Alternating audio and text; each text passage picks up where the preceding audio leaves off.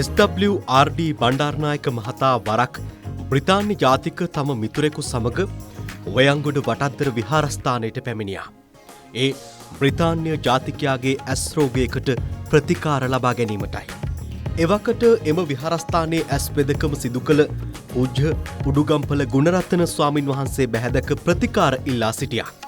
එහෙත් මේ සුදු ජාතිකයා ස්වාමින් වහන්සේට කොන්දේසියක් පැනවුවා. ඒ කිසිදු දෙයක් තමන්ගේ ඇසට නොදවන ලෙසටයි ගුණරත්න ස්වාමින් වහන්සේ සිනාසී අභියෝගය බහරගත්තා. උන්වහන්සේ මේ සුදු ජාතිකයාගේ කකුලේ ඇඟිල්ලකට බෙහෙත් බැඳ දෘශ්‍යාබාධය සුවපත් කළා. එවැනි ලොවක් මවිත කළ විශ්මිත වෙද පරපුරේ වත්මන් නියෝජනය. පූජ්‍ය මායිඹුලේ නන්දාරාම ස්වාමින් වහන්සේගේ වෙදකම සොයා එන්න යන්න වටද්දර විහාරස්ථානයට අපත් සමග.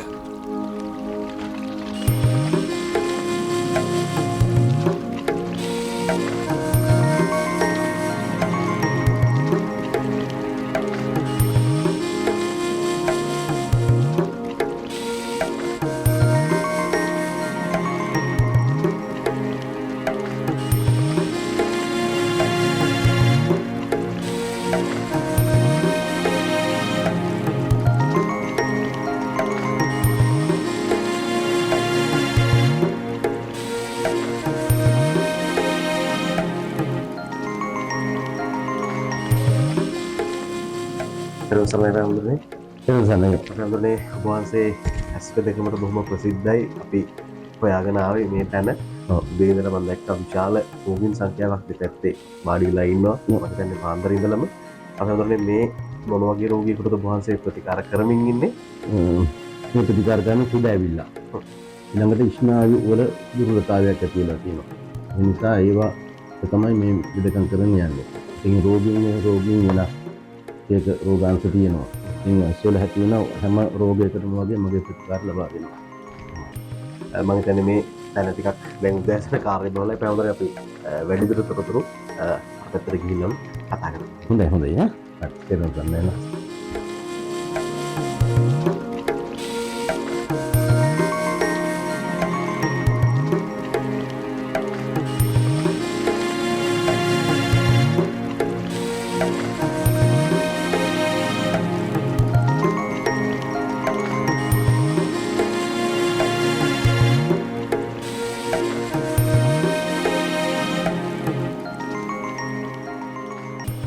අපි දන්නවා ලංකාවේ සංඝ වේද ගොවි ගුරු කම්කරු පංචමහා බලවේගයක් ක්‍රියාත්මක වෙනවා.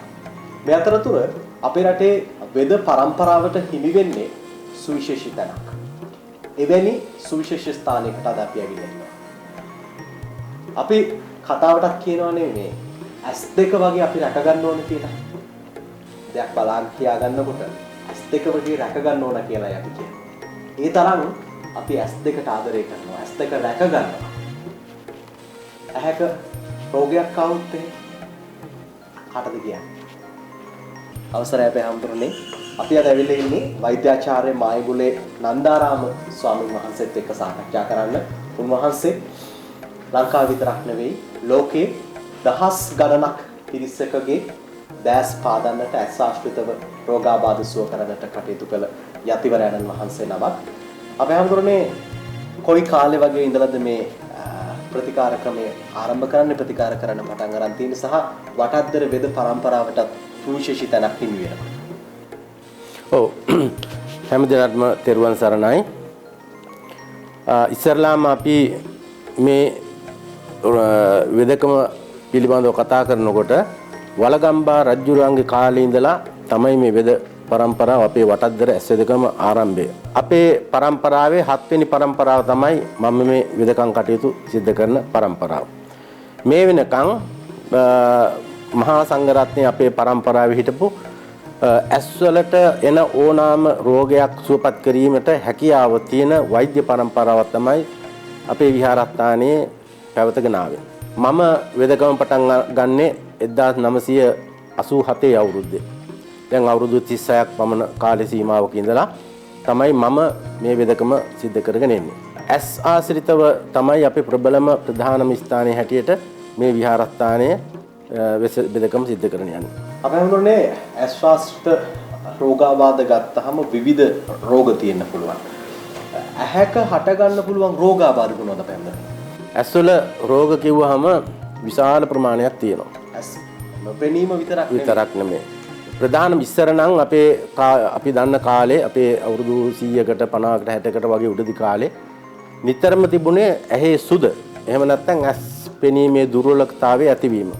අද මේ අපි ඉතිහාසයේ පොත්වල සඳහන් නොවන ආකාරයේ රෝගාබාධ ඇති වෙලා තියෙනවා. ඒ හින්දා මම ඇස් වලට වෙදකම් කරන්න පටන් අරගත්ත දවසේ ඉඳලා අදටත් අත්දැකීම් ලැබෙනවා රෝගීන් සමග. මොකද ඒ තරම් බොහොම වටපිටාව ඒ ඇස් වල රෝග පිළිබඳව ඇති වෙලා තියෙන රෝගාබාධ බොහෝ සෙයින් උග්‍ර වෙලා තියෙනවා. ඒ හින්දා දැන් සුදක් කපනවා කියන එක කාර්යයක් යන්නේ අපට. වයසක අයට සුද ඇවිල්ලා පේන්නේ නැති වුනහම මේ සුද බෙහෙත් බලෙන් කපලා දාන්න පුළුවන් බොහොම ඉක්මනට. අපි අපේ රාගවට එන රෝගීන්ගෙන් පළවෙනි සැරේ ඉස්සරලාම බෙහෙත් දීලා පළවෙනි වටය සති දෙකකට බෙහෙත් දෙන්නේ. ඒ සුමාන දෙකට හැම රෝගියෙක්ම යම් තත්වයකට සුවපත් භාවයට පත් කරනවා. ඒ රෝගීන් හැම කෙනාම කියන්නේ පළවෙනි සැරේ ආවම ඔබ වහන්සේ බුදු වෙන්න ඕනේ. මට අවුරුදු ගාණක් අපි වෙන තැන් තැන් වලින් බෙහෙත් කෙරුවා, ඉංග්‍රීසි බෙහෙත් කෙරුවා. කිසිම ප්‍රතිකාරයක් කෙරුවට ප්‍රතිඵලයක් ලැබුණේ නැහැ. නමුත් ඔබ වහන්සේගේ පළමුවෙනි ප්‍රතිකාරයෙන්ම අපිට සෑහෙන ගුණයක් ලැබුණා කියලා ඔබතුමාලට සෙනගත් වෙලා කතා කරන්න පුළුවන් වෙයි. ඉතින් ඒ වගේ දැන් මම සුවපත් කරපු ලෙඩුන්ගෙන් බොහොම ලක්ෂයකට අධික ප්‍රමාණයක් සුවපත් භාවයටපත් වෙලා මාළඟ රෝගී නාම ලේඛනේ තියෙනවා. ලක්ෂයකට එහා ප්‍රමාණයක් සුවපත් කරලා තියෙනවා ලංකාවේ. ඒ වගේම විදේශ රටවල් වලත් එහෙමයි. ඉතින් මම යුරෝපා රටවල් වල ඒ වගේම ජපානයේ වගේ රටවල් වලත් ගිහිල්ලා විදේශදකම් කටයුතු සිද්ධ කරලා තියෙනවා. නමුත් දැන් මට මේ එන රෝගීන් එක්කලා විදේශගත වීමේ අවස්ථාව උදා කරගන්න අමාරුයි. ඒ නිසා මම උදේ ඉඳන් හවස වෙනකන් රෝගීන් එක්කලා තමයි ජීවිතය ගත කරගෙන යන්නේ. ඇස්වල රෝග ගැන කතා කරනවා නම් අද ප්‍රබලම රෝගයක් තමයි ස්නායු දුර්වලතාවය. මේකට බෙහෙතක් ඇත්තම කියනවා නම් කිසිම ඉංග්‍රීසි බෙහෙතක් හොයාගෙන නැහැ. ඒක වෛද්‍යවරුන්ගේ දෝෂයක් නෙමෙයි. ඒගොල්ලෝ ගාව බෙහෙතක් නැහැ. මම අපේ විහාරස්ථානයේ හදන තෙල් වර්ග වලින් ඒ වගේම චූර්ණ ಜಾති තෙල් වර්ග ඇහැට දාන බෙහෙත්, ඇහැ වටේ තවන ඒවා, ඇහැට ගාන නොඑක් බෙහෙත් ඖෂධ වර්ග හොයාලා ඒවයින් කරන ප්‍රතිකාර අනුව මට පුළුවන්කම තියෙනවා ඒ රෝගාබාධ සුවපත් කරගන්න. ඉතින් මම ඇස්වල තියෙන ඕනම රෝගයක් අභියෝගයක් ඇතුව බාර ගන්නවා. මට දවස ගාන එන ලෙඩුන්ගෙන් ලෙඩු 200 එනවා. ඒ එන ලෙඩුන්ගෙන් හරි අඩක්ම එන්නේ ස්නායු දුර්වලතාව. ඊට අමතරව කතා කරනවා නම් අද ප්‍රබලවම තියෙන භයානකම දෙයක් තමයි මේ තරුණ දරුවන්ට කන්නඩි දාන්න සිද්ධ වෙලා ඇස් අන්ධ වෙලා. අවසරයි පැහැමුදුනේ දැන් ඉස්සර නම් අපි කිව්වේ වයස අවුරුදු 50 60 පෙන්නාම තමයි කන්නඩි දෙකක් දාන්න ඕනේ කියලා එහෙම මතයක් තිබුණා. හැබැයි අපි හැමෝටම ඒක ඔබ වහන්සේ කිව්වා වගේ සම්පූර්ණයෙන් වෙනස් වෙලා කුඩා දරුවන්ගෙන් ඉඳලා මේ ඇස් කන්නඩි දාන තත්ත්වයට ඇවිල්ලා තියෙනවා. ළඟ පේන්නේ නැහැ, දුර පේන්නේ නැහැ. මේක තමයි ගැටලුව වෙලා තියෙන්නේ. ඒක ප්‍රබල ගැටලුවක්. මොකද හේතුව අපි කන බොන දේවල් ඇත්තටම විසයි. අද ඒ හින්දා ඒ කන බොන දේවල් විස ඊළඟ මේ තාපය, තද අවුරස්මිය ඒවා වදින්න හොඳ නැහැ. ඊට පස්සේ නිදි මරන්න හොඳ නැහැ. උවත් ලකුවට බලපානවා ඇස් වලට. ඊළඟට ඔක්කොම මේ ඔළුවේ තියෙන ප්‍රෙෂර් එක කියන්නේ ලොකු වෙහෙසක් මහන්සියක් දරලා ප්‍රශ්න වලින් මිරිකිලා ඒ වගේ කටයුතු කරනකොට ස්නායු ආබාධ වැඩි වෙනවා. ඒ වැඩි වෙනකොට ඒවට ප්‍රතිකර්ම හරියට කරන්නට ඕන. ඒවට බෙහෙත් ඇත්තටම හොයාගෙන නැහැ. නමුත් මම මේ වර්ෂ ගණනාවක් තිස්සේ දුක් මහන්සි වෙලා ඒවට ප්‍රතිකර්ම හොයනවා. අදටත් මම ඉගෙන ගන්නවා වෙදකම් කරන අතරතුර. මගේ ළඟ තියෙනවා ඉතා පුරාණ අවධියේ නම් එන පුස්කොළ පොත්. ඒවා පරිශීලනය කරනවා. ඒ වගේම ලෙඩ්ඩු එක්කලා ගැටෙන නිසා නිතර දැන් එක ලෙඩකුගෙන් තව ලෙඩෙක් වෙනස්. මොකද එකම විදිහේ ලෙඩ්ඩු නෙමෙයි මඟට එන සියලු දෙනා යම් ඌනතාවයෙන් පෙළෙන නොයෙක් ආතතිය ඇති වෙලා තියෙන ලෙඩ්ඩු. ඒ නිසා ඒ අය පිළිබඳව හොඳ අධ්‍යයනයක යොමු වෙලා තමයි මම ඒවට නියම ප්‍රතිකාර සිද්ධ කරන්නේ. මගේ ළඟට ආවට පස්සේ බෙහෙත් පන්තිය පටන් ගන්නකොටම කන්නඩි මම අයින් කරනවා. කිසිම කෙනෙකුට කන්නඩියක් දාන්න දෙන්නේ නැහැ. එකෙන් දෙකෙන්ම අපි පාරෙන් දෙකෙන් එයාට යම් සහනයක් ලබා දීලා කන්නඩි නැතුව පේන්න පුළුවන් වෙන තත්වයකට මම පත් කරගෙන තමයි කන්නඩිය අයින් කරලා දිගටම කන්නඩි නැතුව ඒ තත්වයෙන් සුවපත් කරන්නට උනන්දු වෙනවා. ඉතින් ඒක ඇත්තටම කියනවා නම් කන්නඩි දාපුවාම ඒ දාන එකින් එකට කන්නඩි දාන්න දුර්වල වෙනවා. ඔය තියෙන ස්වභාවය ඉක්මනටම දුර්වල යනවා. ඒක නිසා මම සම්පූර්ණ කන්නඩි අයින් කරලා ඒ අයට ප්‍රතිකර්ම කරලා කන්නඩි නැතුව පෙනුම ලබා දෙන්න මම උත්සාහ කරනවා. ඒ කියන්නේ පැවඳුන ඔබ වහන්සේ ප්‍රතිකාර කරන්න පටන් ගත්තට පස්සේ කන්නඩි පළඳින එක නවත්තනවා. කියන්නේ ප්‍රතිකාර කරන අතරතුරවත් ආය කන්නඩි පළඳින්න සිද්ධ වෙන්නේ නැහැ. කොහොමදවත් කන්නඩි අවශ්‍ය වෙන්නේත් නැහැ. කන්නඩි ඒ කියනවා අපිට පේන්නේ නැතුව ඇස් අරින්න බැරුව හිටියා. සමහර අය කන්නඩි ගැලවපු ගමන් කඳුළු ගලන්න ගන්නවා. නැතුව කන්නඩි නැතුණු ගමන් පේන්නේ නැහැ. ඔබ වහන්සේගේ ප්‍රතිකාර දවස් 2-3 කරනකොටම අර කන්නඩි නැතුව දැන් හොඳට ඉන්න පුළුවන් තත්ත්වයටපත් වුණා කියලා හැමෝම කියන එක මම හොඳටම දන්න දෙයක්. හැම කෙනාම ওই කතාව ඇවිල්ලා කියනවා. ඒ නිසා ඒ තත්ත්වයෙන් තමයි අපි කොහොම හරි මේ කන්නඩි අයින් කරලා සූපත් භාවයටපත් කරනවා. අපේ හඳුනේ දැන් ප්‍රතිකාර කරන අතරතුර මේ මගේ අතේ තියෙන්නේ බටත්තර පරම්පරාගතව පැවතෙන මාහැඟි බෙහෙත් තෙල මේ වගේ ඖෂධ ගණනාවක් තියෙනවා. අපි ඔබ වහන්සේව හොයාගෙන එනකොටත් අපි දැක්කේ මේ ඖෂධ විශාල ප්‍රමාණයක් මේ වගේ තෙල් බෙහෙත් විශාල ප්‍රමාණයක් තියෙනවා. අපේ හඳුනේ මේක ලෙහෙසි පහසු කාර්යයක් නෙවෙයි. දවසකට රෝගීන් 300ක් විතර බලනවා. එතකොට විශාල ප්‍රමාණයක් මාසයකට රෝගීන් එනවා ඔබ වහන්සේගෙන් ප්‍රතිකාර ගන්න. මේ එන පිරිසට අවශ්‍ය කරන තෙල් බෙහෙත් ප්‍රතිකාර කරන්න කොහොමද ඔබ වහන්සේ හොයාගන්නේ? මේක අපහසු කාර්යයක් නෙවෙයිද? මොකද අපි දන්නවා වෙළඳපොලේ තියෙන මීපැණිම නෙවෙයි. වෙළඳපොලේ තියෙන තල තෙල්ම නෙවෙයි. මේක ටිකක් අමාරු වැඩක් අපේ හැමදෙරට. අමාරු කියන්නේ ඉතාම අමාරු වැඩක්. මොකද හේතුව මේ බෙහෙත් හොයා ගැනීමේදී මම ප්‍රධාන වශයෙන්ම මගේ ශිෂ්‍ය රත්නයේ පොඩි හාමුදුරුවරු 15 නමක් විතර ඉන්නවා. ඒගොල්ලන්ට මම අධ්‍යාපනය ලබා දෙන අතරතුර හැකි විදිහට මගේ වෙදකම් අංශයේ කටයුතු වලට සම්බන්ධ කරගන්නවා. ඊට අමතරව මේ පොඩි හාමුදුරන් වහන්සේලා ඉන්නේ ලංකාවේ නොයෙක් පළාත්වල, මහියංගනේ, අනුරාධපුරයේ, ගලෙන්බිඳුනා වගේ ටිකක් දුෂ්කර පළාත්වල. ඉතින් ඒ පළාත්වල ඉන්න ඒ දරුවන්ගේ අම්මලා තාත්තලා මට ගොඩාක් ඒ දුෂ්කර ඖෂධ හොයලා දෙන්න උදව් කරනවා. ඊට අමතරව විහාරස්ථානයේ තමයි මේ සියලු ඖෂධ නිපදවන්නේ. මම ඒකට මගේ ළඟ සේවක පිරිස 10ක් 15ක් විතර ඉන්නවා ඒ වැඩ ටික කරන්න. ඒ අයට අමතරව අපේ ගමේ හැමදෙනාම ලොකු උනන්දුවක් දක්වනවා මට මගේ මේ වෙදකමට හැකි උපරිම සහයෝගයක් දෙන්න අපේ කාන්තා පිරිමි දෙපක්ෂයේම.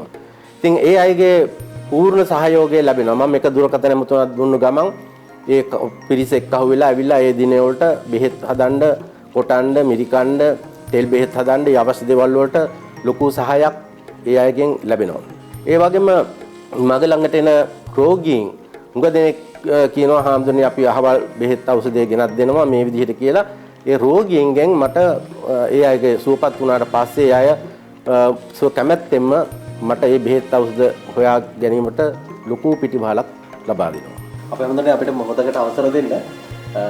ඔබ වහන්සේ සාකච්ඡාව අතරතුරදී සඳහන් කළා මේ ස්ථානයට පැමිණෙන විශාල රෝගීන් පිරිසක් සුවය ලබන ඔබ වහන්සේට ආශිර්වාද පවා කරනවා කියලා. අපි එහෙම මේ ස්ථානයේ ප්‍රතිකාර ගන්න ආපු කිහිප දෙනෙක් එක්ක කතා කරලා ආයෙත් සාකච්ඡාවත් එක්ක සම්බන්ධ වෙනවා.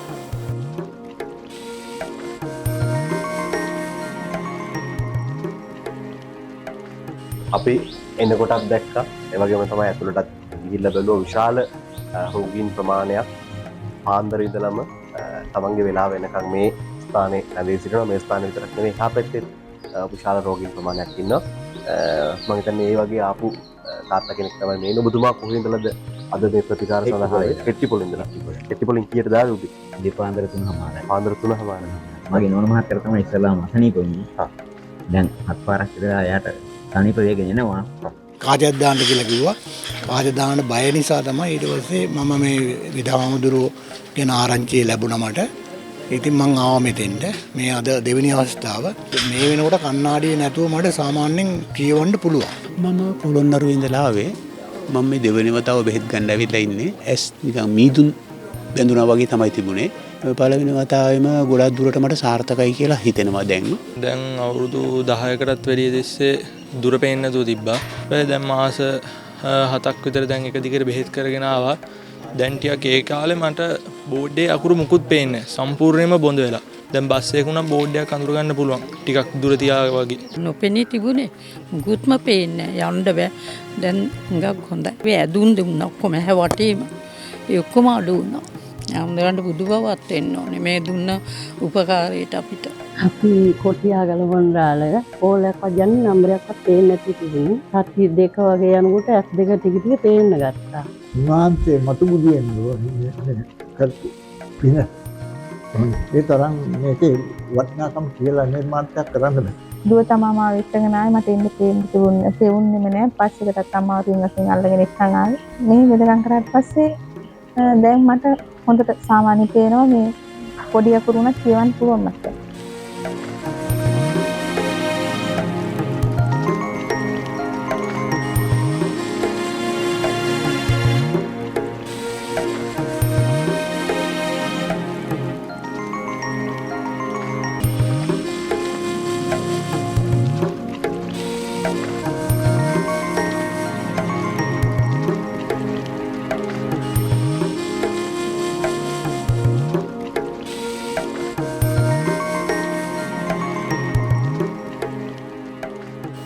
අපි ඇහුවේ දැක්කේ මේ ස්ථානයට ආපු රෝගීන්ගේ ඒ අවංක අදහස ඔවුන් අපේ හාමුදුරුවන්ට කරන ආශිර්වාදය තමයි අපි දැක්කේ. ඒ නිසා ඔබ වහන්සේ ගැන තියෙන විශ්වාසය රැකගෙන ඒ විශ්වාසයත් එක්ක විශාල පිරිසක් අද දවසේදීත් සහ ඉදිරියේදීත් ඔබ වහන්සේගෙන් ප්‍රතිකාර ලබා ගැනීමට පැමිණෙනවා. අපේ හාමුදුරනේ අපි අහලා තියෙන වටද්දර පරම්පරාවත් එක්ක මේ හිටපු අගමැතිතුමා SWRD බණ්ඩාරනායක මහත්තයාගේ යාළුවෙක් ඇවිල්ලා මේ ප්‍රතිකාර කරන්න යොමු වෙලා තියෙනවා. එතකොට එතුමා කියලා තියෙන එක කතාවක් මේ ඇහැට කිසිම දෙයක් දාන්නේ නැතුව මට ප්‍රතිකාර කරනවා නම් මම ඔබ වහන්සේගෙන් ප්‍රතිකාර ලබා ගන්න සූදානම්. උන්වහන්සේ ඒ අභියෝගේ බාර අරගෙන ප්‍රතිකාර කරලා තියෙනවා. මේකත් එක්ක රෝගීන් ඇස් වලට බෙහෙත් දානවට කැමති නෑ. මොකද ඇස් දෙකට යමක් බෙහෙතක් ඖෂධයක් දානවට විශාල පිරිස බයයි. ඔවුන්ට තියෙනවා තැති ගැන්මක්. මේකත් එක්ක කොහොමද මේ ප්‍රතිකාර කටයුතු සිද්ධ කරන්නේ? දැන් සුදු මහතුනේ එංගලන්තේ එන්නේ මේක ඇවිල්ලා තිබිලා තියෙන්නේ. ඇවිල්ලා ඉතින් අපේ ඒ බණ්ඩාරනායක මහත්තයාගේ හිතවතෙක් ඇවිල්ලා අපේ ඒවකට හිටපු නායක හඳුරුත් එලා කතා කරලා කියලා තියෙනවා මට මේ ඇහැ සනීප කරලා දෙන්න. ඉතින් ඇහැටද බෙහෙත් දානවට බයයි කියලා හාමුදුරුවෝ අභියෝගේ බාර අරගෙන ඇඟිල්ලට බෙහෙත් බඳලා ඒ සුදු ජාතික මහත්මයාව සුවපත් කළා. සුවපත් කෙරුවට පස්සේ එංගලන්තෙන් අපේ හාමුදුරන්ට ස්වර්ණ මුද්‍රිකාවක් පවා ලබා දීලා තිනවා. ඊට ඉස්සෙල්ලා 1800 ගණන් වල ස්වර්ණ මුද්‍රිකාවක් ලංකාවට ඉස්සරලාම ලැබුණේ අපේ පන්සලට වෙදකම සම්බන්ධව. ඉතින් ওই විදිහට මුද්‍රිකා පව ලැබුණා. නමුත් මම කියන්නේ මෙච්චරයි ඇහැට බෙහෙත් දාන්න කිසිම ආකාරයකින් බය වෙන්න ඕනේ නැහැ. ඕනම රෝගයකට බෙහෙත් දැන් ඉංග්‍රීසි දෙකෙන්වත් ඉංග්‍රීසි බෙහෙත් දානවනේ දාන්න එපා. නිකම් මේ කරන්න අමාරුයි. නමුත් අපි ඒ බෙහෙත් වලින් කිසිම කෙනෙකුට අද වෙනකන් අගුණයක් වෙලා නැහැ. ඒක මං නොබියව කියනවා අභියෝගයෙන් බාර ගන්නවා මොන හරි ප්‍රශ්නයක් වුණොත් ඒ දෙන බෙහෙත් ඖෂධ මම්ම නිපදවන සියලු බෙහෙත් ඖෂධ ඒ නිසා මගේ අධීක්ෂණයෙන් මම සේවකයන්ලා දාලා මම ළඟ ඉඳගෙන තමයි සියලු බෙහෙත් නිපදවන්නේ. ඒ බෙහෙත් දානකොට සමහර වෙලාවලට කැපිලා කෙටිලා පීච්චිලා ඊළඟට නොඑක් දේවල් වලින් එන රෝග වලට බෙහෙත් ටිකක් දාන්න ඕන හැට. ඒ දාපුවම තමයි සුවපත් භාවයටපත් වෙන්නේ. ඒ නිසා කිසිම බියක් ඇති කරගන්න ඕනේ නැහැ. එහෙම ඕන නම් මේ වගේ ලෙඩ විශාල ප්‍රමාණයක් එන්නෙත් නැහැ. ඒ මම ඕනම කෙනෙකුගෙන් මෙහාට ඉස්සලාම් බේක් ගන්න ආවම ඉන්න ලෙඩුත් එක්කලා සියලු දෙනාගෙන් අහලා බලන්න කියලා අභියෝග කරනවා. එතකොට ඒගොල්ලොත් එලා කතා කරලා බලයි. ඒ අය කිව්වට කියලා හොඳයි කිව්වොත් මගෙන් බෙහෙත් දාගන්න කියලා කියනවා. බෙහෙත් බාන්න බැරි අයත් ඉන්නවා. ඔපරේෂන් කරලා කාච දාලා ඒ වගේ ප්‍රශ්න ඇති වෙච්ච අය ඉන්නවා මොන විදිහින්වත් බෙහෙතක් දාන්න බැරි අය.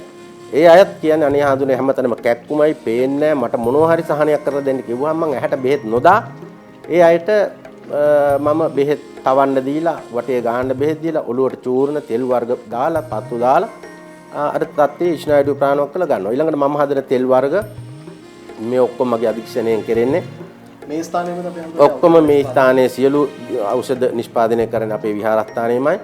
ඉතින් බෙහෙත් හරි අමාරුවෙන් හොයාගෙන ඒවා සියලු ඖෂධ නිපදවනවා. ඒවායින් තුලින් තියෙනවා අපි ඔය හදන තෙල් වල ස්නායු සම්බන්ධ සම්පූර්ණ ස්නායු ආබාධ සුවපත් කරන්නට පුළුවන් තත්වයකට හදපු තෙල් වර්ග තියෙනවා. ඔළුවේ කැක්කුම් වලට ස්නායු දුරතා දුරු වෙන්න මුළු ශරීරය පුරාම තෙල් දාපුවාම තියෙන රෝග අඩු වෙන්න තමයි මම මේ තෙල් බෙහෙත් නිපදවලා තියෙන්නේ. ඊටාම දුෂ්කර කාර්යයක් මේ තෙල් නිපදවනවා කියන එක මම එක ඖෂධයක් නැත්නම් ඒ තෙල කොච්චර කාලයක් ගියත් ඒක හොයාගන්නතුරු හදන්න නැතුව නවත්තනවා. එච්චරට ඒ සියලු ඖෂධ නියමාකාරයට ප්‍රමිතියට දාලා තමයි හදන්නේ. ඒ නිසා තමයි මේ හදන බෙහෙත් වල නියම ප්‍රතිඵල අපිට ලබා ගන්න පුළුවන්කම ලැබිලා තියෙන්නේ.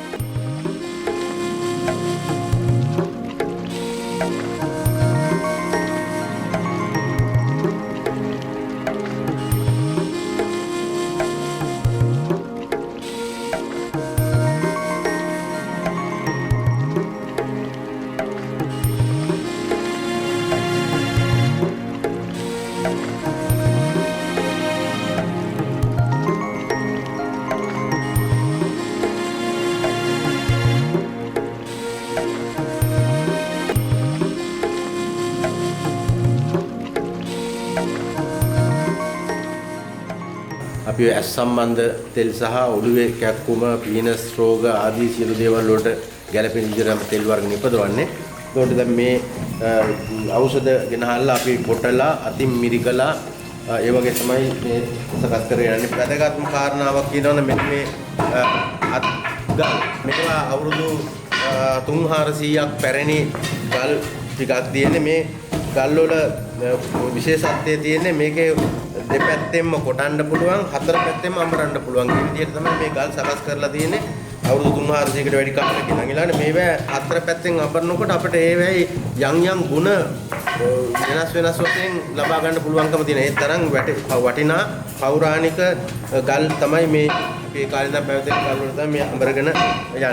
අද හෙට පාවිච්චි කරන ඒවා ටික තමයි මෙතෙන් අපි දැන් අරගෙන තියෙන්නේ. දැන් හෙට වෙනත් වර්ගයක් ඊළඟ දවසට ඔහොම අපි මාසයක් එකහමාරක් වගේ ඉතා දීර්ඝ කාලයක් ගිහිල්ලා තමයි මේ තෙල් එක පදම් කරගන්නේ. එක දිගට උදේ දවල් රෑ ගින්දරේ තියාගෙන මාසයක් එකහමාරක් විතර ගියාට පස්සේ තමයි අපි අවශ්‍ය කරන තෙල් ටික දාන්නේ. එතකන් මේ බෙහෙත් ඖෂධ දාලා බස්සවනවා, ආය දානවා, ආය බස්සවනවා. ওই විදිහට වර්ග විශාල ප්‍රමාණයක් දාලා පදම් කරලා අරගෙන අන්තිමට මේ තියෙන බෙහෙත් ඖෂධ දාලා කොටලා ඒවා අඹරලා තල තෙල්, එඬරු තෙල්, මී තෙල්, එළඟි තෙල් වගේ තෙල් වර්ග දාලා ඒ වයින් තමයි අපි තෙල් එක නිපදවලා ගන්න.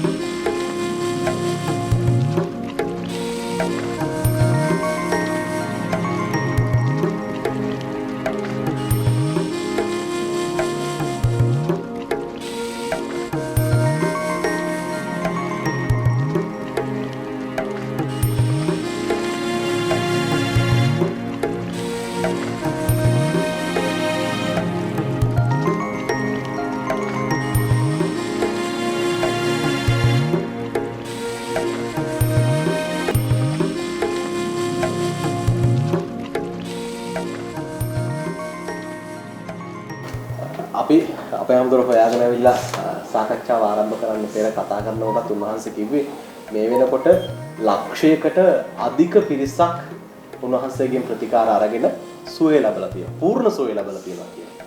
ඒ නිසා ඒ පැමිණෙන්නේ උන්වහන්සේ ගැන තියෙන විශ්වාසයත් එක්ක අද හෙට විතරක් නෙවෙයි තව කල්ප කාන්තරයක් යනකම් ඒ විශ්වාසය ඒ විදිහටම තියෙනවා. අපේ හැමදෙරේ අපි මතක් කරමු ඔබ වහන්සේගෙන් ප්‍රතිකාර ලබා ගන්න පැමිණෙන්න පුළුවන් ස්ථාන. වටාත්තර මේ විහාරස්ථානයේ තියෙනවා සහ අනිකුත් ස්ථාන මොනවද පැමිණෙන්නේ? මම ඉරිදා තමයි බෙහෙත්සාප්පු වැඩ කරන්නේ නැති දවස. මොකද මට දායක අයගේ පින්කම් උත්සව රැස්වීම කරන්නේ නැහැ. ඒ නිසා එකම දවසයි මම වහන්නේ බෙහෙත්සාප්පු ඉරිදා පමණයි. අනික් ඊළඟට අඟහරුවාදා මම ප්‍රතිකාර කරන්නේ නුවරඑළියේ. ඒ ප්‍රදේශයේ පළාතේ මම බදුළු මහියංගන වගේ පළාත් වලින් ඇල්ලවැල්ල වාය ප්‍රදේශයේ ඊට පස්සේ ඔය වගේ හුඟක් ප්‍රදේශ වලින් එහාට තමයි විශාල පිරිසක් සම්බන්ධ වෙන්නේ.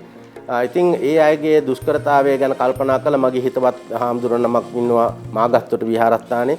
උන්වහන්සේගේ ඇරයුමින් මම බෙහෙත් සාප්පුවක් එහි ආරම්භ කළා. දැන් අවුරුදු 7-8ක් තිස්සේ හැම අඟහරුවාදම මම නුවරඑළියට පැමිණෙනවා. ඒ නුවරඑළියේ බෙහෙත් ලබා දීම. එතන අඟහරුවා දිනේ පමණක් බෙහෙත් කරනවා. අනිත් හැමදාම මේ වේයන්ගොඩ වටද්දර පන්සලේ තමයි මම ප්‍රතිකාර කරන්නේ.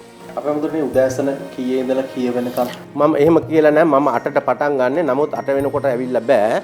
එන අය පාන්දර 2 3 ඉඳලා පොලිමට එනවා. ඉතින් උදෙන්ම එන කට්ටියට පහසුයි මට ඇස් බලන්නත් පුළුවන් උදේම බලන අය.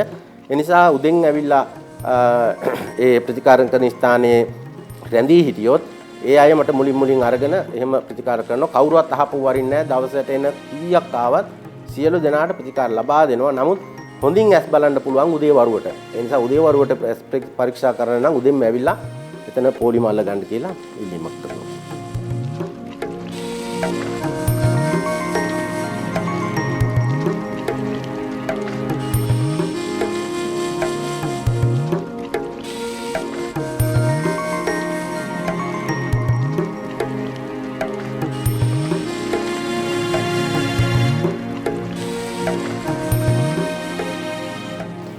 අපි දන්නවා මේ බටහිර වෛද්‍ය විද්‍යාවට ගිහිල්ලා නැත්නම් බෙහෙත් අරගෙන සුව වෙන්නේ නැතිකොට මේ දේශීය වෛද්‍ය ක්‍රමයට එනවා බෙහෙත් ගන්න.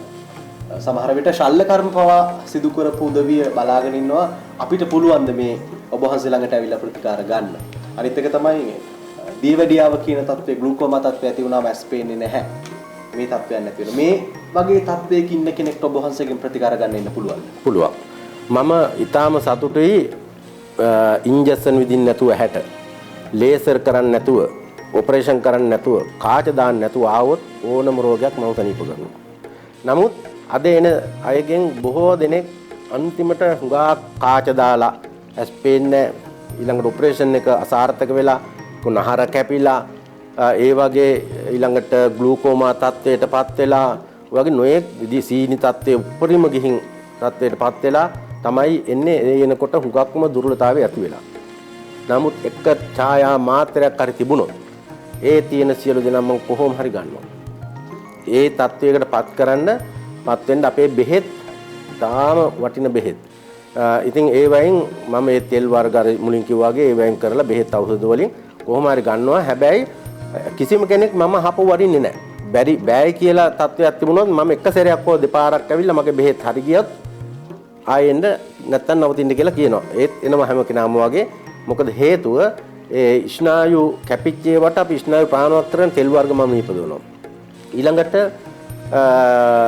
ඉන්ජෙක්ෂන් ගහලා තිබුණොත් ඇහැට ඉන්ජෙක්ෂන් ගහලා ඒ වගේම ලේසර් කිරණක් නැල්ලන්නේ කිරණ ඇල්ලුවම ඔක්කොම පිච්චෙනවා ස්නායු. එහෙම පිච්චුනාම ටිකක් අපිට අර ලෙඩෙක් සාමාන්‍ය මාස 2කින් සනීප කරන්න පුළුවන් කෙනා මාස 8ක් 10ක් යන්න පුළුවන් අර වගේ දෙයක් තිබුණා. නමුත් ඒත් මම කොහොම හරි ගන්නවා. බැරිම අය ඉන්නව නැත්තේම නෙමෙයි. සනීප කරන්න බැරිම කෙනෙක් අහුවෙන්න පුළුවන් ওই මේ කරන අතරතුර. ඉතින් ඒ අයට ඒත් ඒ අය කියන්නේ නෑ හඳුරු අපට විශ්වාසයි. ඒ හින්දා මං කව දැන් ඉතින් මේ දෙපාර තුන් පාරකට ආවේ නෑ කියන්නේ ටිකක් අමාරු තත්ත්වයක් කිව්වත් ඒගොල්ලෝ කරන්නේ අපිට මේ යන්න තැනකුත් නෑ අපි කරන්නේ නෑ අපිට පුළුවන් නම් අවුරුද්දක් දෙකක් හරි අපි එනවා කියලා. අන්න ඒ තත්ත්වෙන් තමයි මම බෙදකම් කරන්නේ. ඉතින් ඒ හින්දා ඇත්තටම ඇහැ කියන එක මම ලොකු ජීවිත කැපකිරීමක් කරනවා මේ රෝගීන් සුවපත් කරන්න. උදේ පාන්දර ඉඳලා නැගිටලා ඊටාම දුකෙන් මහන්සියෙන් වැඩ කරලා එක දිගට වැඩ කරනවා කියන එක හුඟා අපහසු දෙයක්. මොකද මම මුලිනුත් කියේ රෝගියා වෙනස්. එතකොට ඒ රෝගීන්ගේ රෝග ලක්ෂණ පිළිබඳව මම හොඳ අවබෝධයක් ලබා ගන්න ඕන. ඊට පස්සේ තමයි ප්‍රතිකාර කරන්න රෝගියා එක්කලා කතා කරන්න ඕනේ. එයාගේ තත්ත්වය මොකද කියලා බලන්න ඕනේ. ඊට පස්සේ මගේ දැනුමෙන් මම ඒ රෝගේ පරීක්ෂා කරලා බලලා නිසි ප්‍රතිකාර ලබා දෙනවා. එකම දේ මම රෝගීන් එක්කලා තමයි ඉන්නේ. ඒ අය සුවපත් කිරීම ඒක. ඉතින් මට ඒ ආශිර්වාදයම ඇති. වෙන කිසිම දෙයකින් නෙමෙයි මම ප්‍රාර්ථනා කරන්නේ ලෙඩ්ඩු මට බුදු වෙන්න කියලා තමයි හැමෝම ප්‍රාර්ථනා කරලා යන්නේ. ඉතින් ඇහැ සනීප කරන්න ලැබීම තරම් මට සතුටක් ආයි නැහැ. එහෙනම් මම ඒ ගැන කොච්චර කරදර බාධක ආවත් මං රෝගීන් එක්කලා සුවපත් කිරීමේ කාර්යය යෙදලා ඉන්නවා. එහෙනම් මේ ආශිර්වාදය ඔබ වහන්සේට අපි ප්‍රාර්ථනා කරනවා තවදුරටත් දීර්ඝ කාලයක් අපේ රටේ මේ ඔබ වහන්සේව හොයාගෙන එන රෝගීන්ට ඒ සහනය සිත සලසන්න ලැබේවා කියලා. අපේ හැමදෙරේ ඔබ වහන්සේ ඔය වැඩ කටයුතු සේරම සිද්ධ කරන අතරතුරේ ඔසුවියනකුත් පවත්වගෙන යනවා. කොහොමද මේක සිද්ධ වෙන්නේ? අපට ඇත්තටම ඔසු ඕනේ. නොඑක් තාලේ ඔසු ඕනේ. ඒක නිසා මම සාමාන්‍ය අපේ වෙදකමට අවශ්‍ය ඔසු නිෂ්පාදනය කරලා එහෙම නැත්නම් හිතවලා තියෙනවා. නමුත් මම හැමතැනම එනකොට දකින්න දෙයක් තමයි අද එන රෝගීන් එක්කලා කතා කරපුවම බොහෝ දෙනෙක් ඖෂධ අඳුරන්නේ නැහැ. බොහෝ දෙනෙක් ඖෂධ අඳුරන්නේ නැහැ. ඒ නිසා මම කල්පනා කළා ඔසු වෙනක් ස්ථාපිත කරන අපි විහාරස්ථානයේ ඉඩම තියෙනවා සෑහෙන ප්‍රමාණයක්. ඒ නිසා මම අපේ වෛද්‍යවරු සම්බන්ධ කරගෙන ඔසු ගෙන අහලා ඔසු 500ක් දුර්ලභ ඔසු සාක පැල 500ක් රෝපණය කළා පහුගිය දවසක. රෝපණය කරලා දැන් තවත් 500ක් ළඟදී රෝපණය කරන්න බලාපොරොත්තු වෙනවා. ඒ තුලින් මගේ අදහස තියෙන්නේ දන්නේ නැති අයට ඔසු ගහ ළඟ නම ගහලා ඒ ඔසු මේ අහවල් බෙහෙත කියලා බෝඩ් එකක් එල්ලලා ඒ අයට දැක බලා ගන්නත් ඊළඟට මේවා ටිකක් ලොකු මහත් වුණාට පස්සේ හොයාගන්න අමාරු ඔසු හොයාගෙන නැයට නොමිලේ ඔසු ලබා දීමක් තමයි මගේ එකම බලාපොරොත්තුව. ඉතින් ඒ වෙනුවෙන් ඒ ඔසු වෙන සූදානම් කරගෙන තවත් දියුණු තත්ත්වයට පත් කරගෙන යනවා මම ඉස්සරහට. මේත් එක්කම තමයි මේ ඔබ වහන්සේ ඇස් වලට ප්‍රතිකාර කරන ගමම මේ පීනස රෝගයට සහ වායු ගෙඩි මේ රෝග වලට ප්‍රතිකාර සිදු කරනවා. කොහොමද අපි හැමෝටම මේ රෝග තත්ත්වයන් හඳුනාගෙන ප්‍රතිකාර කරන්නේ? පීනස් රෝගය ගැන මම ඉස්සෙල්ලා කතා කරලා ඉන්නම්. ඒක කරන්න බෑ කියන වටේ තියෙනවා. නමුත් පීනස් රෝගයේ ප්‍රබලම එක තමයි පීනස් රෝගයේදී තියෙන හිසේ රදේ. හද්ද ඔළුව කැක්කමක් හැදෙනවා. සමහර අයට මේක උහුලන්න බෑ. ඒ රෝගය සමහරට අවුරුදු 20 25 ගිය අයත් ඉන්නවා අපි ළඟ. ඉතින් ඒ වගේ ඊටාම අමාරු රෝගයක් තමයි හිසේ ආබාධයේ කැක්කුම. ඒ හිසේ ආබාධයේ කැක්කුම මට පුළුවන් මාසයක් ඇතුළත සනීප කරන්න. ඕනම මාසයක් ඇතුළත. ඕනම හිස රදයක් මාසයකින් මම සනීප කරනවා. ඊට අමතරව ඔළුවේ කොණ්ඩේ ඉදෙනවා. ඊළඟට කොණ්ඩේ හරියට යනවා. ඉතින් ඔය වගේ හුඟ දෙනෙක් ඉන්නවා කොණ්ඩේ සම්බන්ධව මානසික වැටිලා ඉන්නයි. ඉතින් ඒ අයට මම තෙල් බෙහෙත් හදලා තියෙනවා. ඒවෙන් නියම ප්‍රතිකාර ලබා දෙනවා. ඒ පීනස් ඊළඟට නහයෙන් හොටු දිය ගන්නවා. හැම වෙලෙම ලේන්සුවක් තියාගෙන ඉන්න ඕන. ඊළඟට කිමුහු යනවා එක දිගට වැල යන්නේ කිමුහු. ඒවා මට ඉක්මනටම සනීප කරන්න පුළුවන්. බෑ කියන රෝගීන් තමයි මං ආස. දැන් කොහෙවත් ගිහින් කොහෙවත් බෑ කියලා කියන කට්ටිය තමයි මට වැඩිපුරම ඉන්නේ. ඒ නිසා හොටු දිය ගන්න, කිමුහු යන, ඔළුවක මිසරදේ ආදී සියලු පීනස් රෝගීන් කොණ්ඩේ යනවා, කොණ්ඩේ පැහැෙනවා. මේ හැම රෝගයකටම ප්‍රතිකාර මම ලබා දෙනවා අර දවස් වලට හැමදාම වගේ ඉරිද නැතුව. උන්වහන්සේ බාරගන්නේ අර උන්වහන්සේ සඳහන් කරන්නේ මේ හොඳ කරන්න බෑ කියන තත්ත්වයෙන් ඉන්න රෝගී බාරගන්න උන්වහන්සේ කැමති. මොකද ඒ අභියෝගේ බාර අරගෙන සුව වුණු සහ ඉදිරියටත් සුව කරන්න පුළුවන් රෝගී ඔබ වහන්සේම හොයාගෙන ඉන්න නිසා මේත් එක්කම තමයි මේ ඔබ වහන්සේ සඳහන් කළා මේ හිසකෙස් සුදු වීම. මේක අද කාලේ මේ තරුණ පරම්පරාවට බොහොම ගැටලුවක් වෙලා තියෙනවා. වයස අවුරුදු 28 29 තරුණයෝ කොණ්ඩේ සුදු වෙලා තියෙනවා. බොහොම මේක කියන්නේ සමහර තැන්වල මේක හොඳ කරන්න බෑ කියලා කියනවා. අනිත් එක තමයි පැවඳ මේ පීනසක්. වෛද්‍ය විද්‍යාව කියන්නේ මේක පාලනය කරගෙන ඉදිරියට යන්න ඕන දෙයක්. මේක හොඳ කරන්න බෑ, සුව කරන්න බෑ. තමන්ගේ ඉදිරියට තියෙන චර්යාවත් එක්ක මේක ගෙනියන්න ඕන දෙයක් කියන එක. මේක කොහොමද වහන්සේ අභියෝගයක් විදිහට බාර අරගෙන? අභියෝගයක් විදිහට බාර ගන්නවා කියන්නේ මේකයි පීනසේ හැදුනහම අපි ඔය බටහිර ක්‍රමය අනුව බෙහෙත් පෙතිනේ දෙන්නේ. ඔය බෙහෙත් පෙත දුන්නු ගමන් ඒක එතනම වේලනවා. වෙන කිසිම දෙයක් නෑ අමාරු ඇත්තටම අඩු වෙනවා. අඩු වෙන්නේ මොකද මේ සෙම ටික ඔක්කොම කුට්ටි පිටින් මේ හැඳෙනවා මේ නළලේ. ඊළඟට නහය ඇතුලේ මස්දලු ගෙඩි එනවා. ඒ පීනස් රෝගීන් උග්‍ර වුණාම. ඒකට මම ඒවා ඔපරේෂන් කරුවම ආයේ නහය ලොකු වෙනවා. හැම එකක්ම ඔපරේෂන් කරන්න කපන්න ලියලනවා. ඒකයි ස්වභාවය. ඒක නිසා මම මේ බෙහෙත් කසාය පන්ති වලින් බෙහෙත් චූර්ණ වලින් ඒ එන නහය මස්දලු නම් ඊළඟට ඔළුවේ කැක්කුම මේ සෙම රැඳිලා තියෙනවා සියලු දේවල් කසාය වලින් අයින් කරනවා. ඒක වැඩි කාලයක් යන ඉස්සලා සෙම ටික සම්පූර්ණයෙන්ම අයින් කරන්න පුළුවන් ඒ බෙහෙත් මාර්ගය. ඒක අයින් කරලා ඊට පස්සේ පුදුම සහනයකින් සමහර අය ඉන්නවා මට පින් දෙනවා ආමින අවුරුදු 25 30කින් හරියට නිදාගත්තේ නැහැ. මගේ බෙහෙත් එක බෙහෙත් පන්තිය ගෙනිච්චාම පස්සේ ඇවිල්ලා කියන පොව් දැන් හොඳට නිින්ද යනවා. ඉතින් මට ඕවගේ දේවල් වලින් තමයි සැනසෙන්නේ සතුටු වෙන්නේ. ඒ වගේ අර පීනස් රෝග සුවපත් කරන්න බැරි ඒවා අපිට සුවපත් කරන්න පුළුවන්. ඊළඟට ඔය කොණ්ඩේ ඉදෙන කොණ්ඩේ යන එක අපිට බොහොම සාමාන්‍යයෙන් දවස් 15කින් 20කින් වගේ ප්‍රමාණයකින් කොණ්ඩේ යන එක ඕනම කොණ්ඩයක් යන එක නමහර අය මේ පොඩි අරගෙන ඉන්නේ කාන්තාය කොණ්ඩේ අර යන යාඳුනේ බලන්න මගේ ගියේ කොණ්ඩේ ටික කියලා. ඉතින් මං කෝ ඕවා ගැන දැන් හිතන්න එපා මං ආයෙ ඔය වගේම අද්දලා දෙන්නම් කියලා තෙල් ගාලා අද්දනවා. ඊළඟට යන අලුතෙන් පැහිගෙන එනේව සම්පූර්ණ නවත්තන්න පුළුවන්. හැබැයි පොඩි ප්‍රශ්නයක් තියෙනවා. ඔය කොණ්ඩේ ආපු සුදු වෙලා ආපු ගස් ටික කලු කරන්න වර්ෂ ගණනාවක් තෙල් ටිකක් ගන්න වෙනවා. කොහොම හිමින් තමයි අද්දන්නේ. අර රෝගියන්ගේ තත්ත්වය මම පාලනය කරලා දෙනවා. වායු ගෙඩිය කියන එක එහෙම නැත්නම් තයිරොක්සින් කියන මේ රෝගය හැදෙන්නේ හුඟක් කාන්තාවන්ට. පිරිමින්ට හැදෙනවා නැතුවම නෙමෙයි සාමාන්‍යයෙන් 3-400කට එක්කෙනෙක් වගේ තමයි පිරිමින්ට මේ රෝගේ හැදෙන්නේ. වැඩිපුර හැදෙන්නේ කාන්තාවන්ට. එතකොට ඒක බෙල්ල ඉදිරියට නෙරලා එන රෝගය එකක්. ඊළඟට බෙල්ල යටින් එනවා ගෙඩි. එක ගෙඩියක් වෙන්න පුළුවන් ගෙඩි වැලක් ගෙටි හැදෙන ඇතුලෙන් එන ගෙඩි වැල්. මේ විදිහට තමයි තයිරොක්සින් හැදෙන්නේ. ඒ හැදුනට පස්සේ මම ඒකට කරන්නේ කෙන් ක්‍රමයකින් තමයි සිද්ධ කරන්නේ. බුදුගුණ වලින් නූලක් දානවා. රාත්‍රියේ 12න් පස්සේ තමයි පටන් ගන්නෙ. සීමිත ප්‍රමාණයක් මම ගන්නෙ. මොකද 12:00 ඉඳලා උදේ 5:00 අවසන් කරන්න ඕන. එහෙනම් ඒ ප්‍රමාණයට අවශ්‍ය ලෙඩ්ඩු ටික අරගෙන ඒ අයට ඒ බෙහෙත් ඖෂධ ටික දීලා තවල ගාලා කෙමට නූලක් දාලා මාස දෙකෙන් එක ලෙඩෙක් සනීප කරනවා.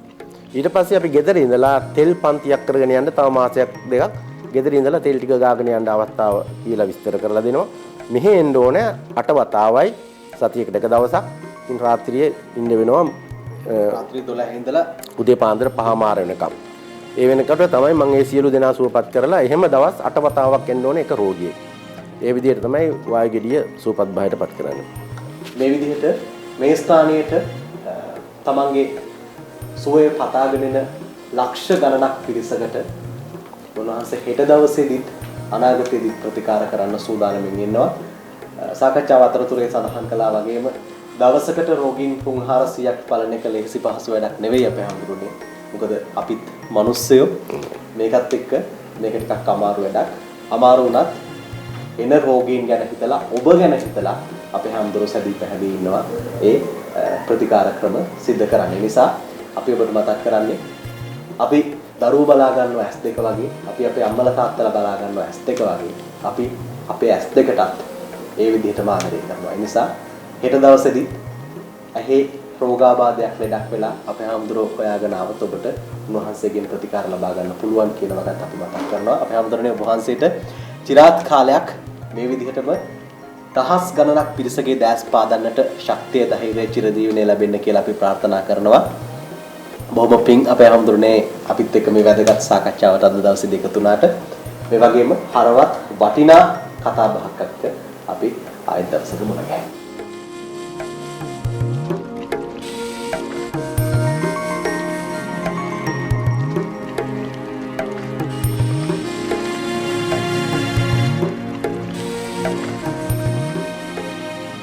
රටත් ලෝකයක් කතා කරන වටද්දර ඇස් වෙදකම සැබවින් විශ්මිත ප්‍රතිකාර සේවාවක් බව රහසක් නොවේ.